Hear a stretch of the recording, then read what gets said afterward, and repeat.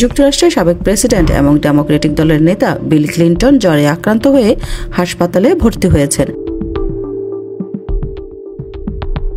সোমবার ওয়াশিংটন ডিসির George town university medical সেন্টারে তাকে ভর্তি করা হয়েছে বলে জানিয়েছেন দলের মুখপাত্র অ্যাঞ্জেল উরেনা।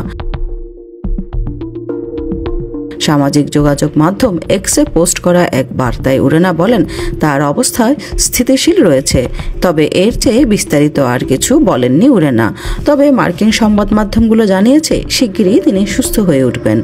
৭৯ বছর বয়স্ক ক্লিন্টন সর্বশেষ হাসপাতালে ভর্তি হয়েছিলেন ২০২১ সালে। রক্তে সংক্রমণ দেখা দেয়ায় সেবার হাসপাতালে যেতে হয়েছিল তাকে।